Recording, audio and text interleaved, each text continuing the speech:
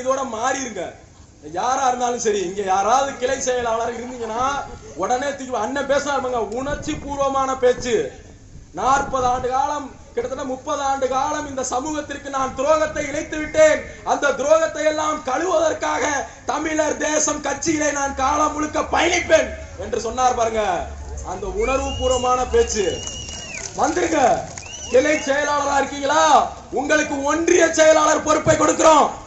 நீங்க கிளை செயலாளர் தானே? கிளை செயலாளர் என்ன மயிரை கொடுக்கறான்? ஒன்றிய செயலாளர், மாவட்ட செயலாளர் கொடுக்கிறோம். அண்ணன் வந்தாரு, மாநில பொறுப்பை கொடுத்தோம். அப்புறம் நிறைய பேர் சங்கம், நாங்களும் சங்கம்ங்கிறான். தேர்தல் வந்துருச்சு. கரூர்ல நான் கிளம்பும் போது பார்த்தேன், புதுசா தலைவர்கள் படம், கண்டன ஆர்ப்பாட்டம், முத்தரையர் சங்கம். இப்பதான் வேணாம் தூக்கத்துல இருந்து எந்திரிச்சிருப்பான். தேர்தல் வர வரைக்கும் நல்லா கொரட்டை விட்டு தூங்கிட்டு இருப்பான்.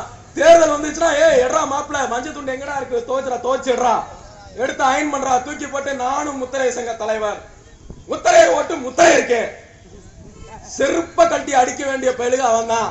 ஏண்டா முத்தரையர் ஓட்டு முத்தரையருக்கேனா? காலங்காலமா இந்த களத்துல நின்று இந்த மக்களுக்கு எங்கெல்லாம் அநீதி இழைக்கப்படுகிறதோ அங்கெல்லாம் களத்துல நின்ன நாங்க யாராப்ப? நம்ம முத்தரையர்ங்கிற ஒரே ஒரு தகுதி போதுமா? நீ முத்தரையரா இருந்து சட்டமன்ற உறுப்பினராகி உடனே சட்டமன்றத்துல கர்ஜிச்சிருவியா? இல்ல அந்த மக்களுக்கான விடுதலையை வாங்கி கொடுத்துருவியா? வெறும் எண்ணிக்கை பிரதிநிதித்துவம் என்னைக்குமே விடுதலையை தராது.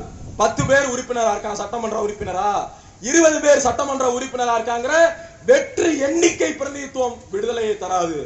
ஒத்த ஆளு சொல்லுவாங்க படத்துல, ஒத்த ஆளு மொத்த ஆளுக்கு சமம் அப்படிமா பாருங்க. ஒத்த ஆள் தமிழர் தேசத்துல இருந்து போனானா போதும், சட்டமன்றத்தை தெறிக்க விடுவான். இது யாரால செய்ய முடியுமா? முத்தரையர் ஓட்டு முத்தரையருக்கு அப்படின்னு சொன்னவனால செய்ய முடியுமா? அப்ப அதெல்லாம் நம்பாதீங்க. அதெல்லாம் அவங்க எல்லாத்தையும் சொல்றேன். தயவு செஞ்சு நீங்க எல்லாம் தமிழர் தேசம் கட்சிக்கு வந்துருங்க. எல்லா சங்கத்தையும் கூப்பிடுறேன். தமிழ்நாட்டுல 88 சங்கம் இருக்குதுன்னு சொல்றாங்க. எல்லா சங்கத்தையும் அண்ணனோட ஒப்புதலை பெற்றுட்டு கூப்பிடுறேன். எல்லா சங்கமும் வாங்க. மாநில பொறுப்பு தரோம், முக்கிய பொறுப்பு தரோம். இல்ல நான் மாநில தலைவராகவே தான் இருப்பேன்னு சொன்னாலும் அதுக்கு எங்கள்கிட்ட பொறுப்பு இருக்கு. உங்களுக்கு மாநில தலைவரே கொடுக்கிறோம். மாநில தலைவர் பொறுப்பே இருக்கு. பாரம்பரிய விளையாட்டுகள் பேரவைன்னு எங்கள்கிட்ட ஒரு அமைப்பு இருக்கு, அதுல மாநில தலைவர் ஆக்குறோம். பாரம்பரிய ஜல்லிக்கட்டு பேரவை இருக்கு, சமூக நீதிக்கான பேரவை இருக்கு, பழந்தமிழர் பண்பாட்டு பாசறை இருக்கு, இளைஞர் சங்கம் இருக்கு. எல்லாத்துலயும் மாநில தலைவரா உன்னை ஆக்குறோம். வாயா, துண்டை போட்டுக்கிட்டு போ. தமிழர் தேசம் கட்சியோட துணை அமைப்பு அப்படின்னு போ. உன்னுடைய இலக்கு என்ன? உண்மையிலேயே நீ இந்த சமுதாயத்துக்கு ஆத்மார்த்தமா இருந்தீனா, உன்னுடைய இலக்கு இந்த சமுதாய விடுதலை தான் அப்படின்னு இருந்தீனா, உன் இலக்கு என்னுடைய இலக்கு ஒண்ணுதான். வா, ஒன்றா பயணிப்போம். இல்ல தேர்தல் நேரத்துல மட்டும்தான் ஏதோ 5000 10,000 செலவுக்கு காசு கொடுத்தா போகும் நினைச்சினா, எந்த ஊருக்கு போனாலும் அரசியல்வாதியை அடிக்கிறானோ அடிக்கலையோ, என் கட்சிக்காரன் புள்ள உன்னை அடிச்சு வேட்டி அவுத்துட்டு ஓட விடுவான். உத்தரையர் சங்கம் சொல்லிட்டு வரவன. செட்டிப்பானையில பிரச்சனை வந்துச்சு. 30 குடும்பம் இருக்கவே 300 குடும்பத்துக்காரன வீடு பூந்து வெட்டினானே. எங்கடா போனீங்க? முத்தரையர் ஓட்டு முத்தரையருக்கேன்னு சொன்னவெல்லாம் எங்க போனீங்க? நடு ஊருக்குள்ள பூந்து ஆட்டையும் மாட்டையும் மக்களையும் கண்ணு முன்னு தெரியாம வெட்டினான். 10க்கு பேரரசர் பெரும்பிடுங்க முத்தரையர், தமிழ் வளர்த்த பெரும்பாட்டன், அதை கூட கவனிக்காம அவருடைய படத்தை கிழிச்சு தீயிலிட்டு கொளுத்துனா. சமூக விரோதிகள், திருட்டு களவாணி கும்பல் எங்க போனா? முத்தரையர் ஓட்டு முத்தரையருக்கேன்னு சொன்னவனா எங்க போனா? ஒரு ரூபாய பேசலையே, கப் சுப்புன்னு இருந்தான்.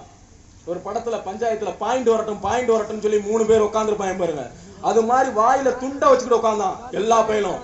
தர்காவலசையில நாகராஜ் பனியன், பேரரசர் பெரும்பிடுகு முத்தரையர் படம் பொறித்த பனியன் அணிஞ்சார் என்பதற்காக கழுத்தை அறுத்து படுகொலை செய்யப்பட்டார். எங்கடா போனீங்க? முத்தரையர் ஓட்டு முத்தரையருக்கே என்று சொன்னவங்களா எங்கடா போனீங்க?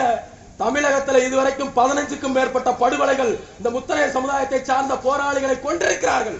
அப்பாவி பொதுமக்களை கொண்டிருக்கிறார்கள். இந்த முத்தரையர் ஓட்டு முத்தரையருக்கேன்னு சொல்றவங்களா எங்கடா போனீங்க?